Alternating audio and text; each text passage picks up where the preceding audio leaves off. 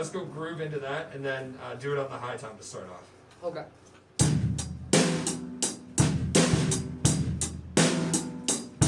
The first lesson with every student is kind of very similar. It's how to hold the sticks and what kind of music they like and all that kind of stuff.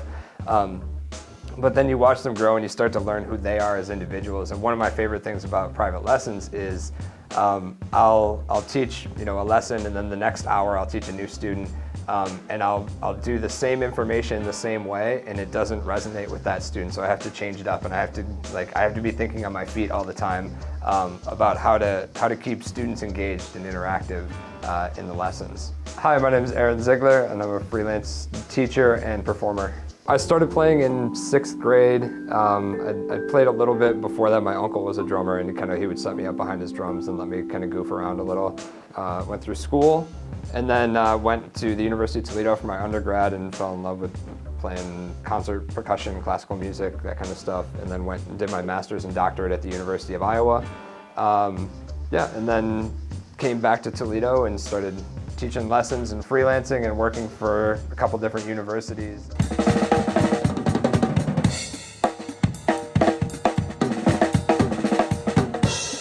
There's a lot of benefits to creativity, to physical and mental health long term that come from playing an instrument. Really, in general, there's a lot of studies that have shown, staving off sort of Alzheimer's and things like that in adults who play music or who are involved in music in some way. And so from that aspect, it's really great. It's a great chance for people to better themselves in a way that's really fun and accessible, and you don't have to be great in playing all over the world. You can just sit down in the basement and play some drums and have a good time. With kids, it teaches them a good method for practicing and sticking with something and learning and developing a skill over time, something that doesn't come quickly and easily, but they're gonna have to stay focused and stay, and come up with a system for how to get better at it. Especially like a lot of junior high school band programs and stuff like that, they're doing online.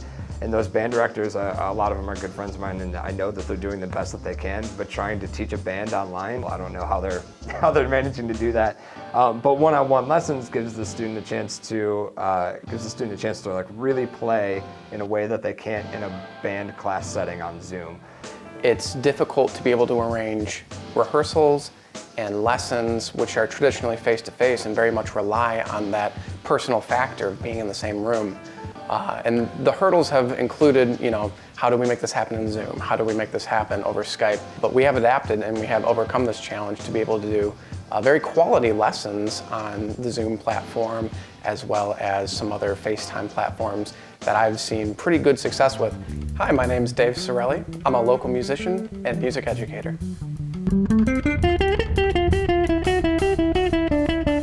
I started when I was 5 years old. My parents put me into piano lessons, and I loved it from the very beginning. By the time I was 10 years old, I picked up the guitar, and pretty much 1 month after that, my parents, to their dismay, had to buy me a bass because I immediately loved the bass guitar. I just love that low end, the power that is generated from that particular instrument.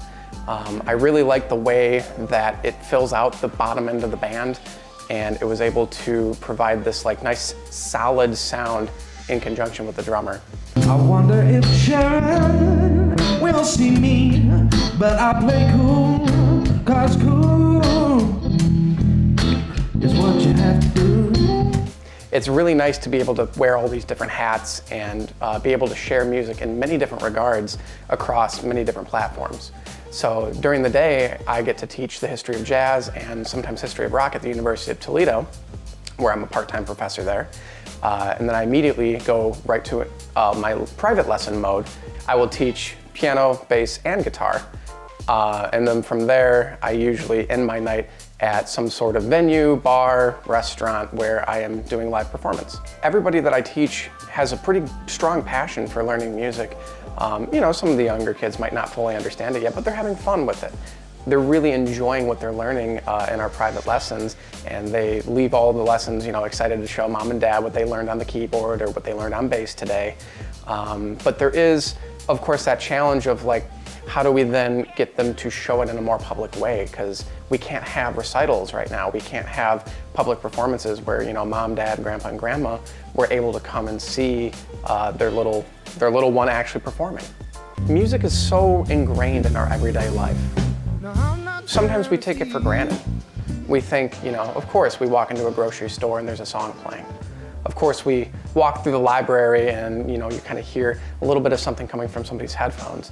We don't always really understand what's happening and how important music is in our everyday lives. And if we let that go by the wayside, the things that we treasure most are going to fall with it. From your favorite movie soundtrack to your favorite band, we need to make sure that we keep our arts alive and well.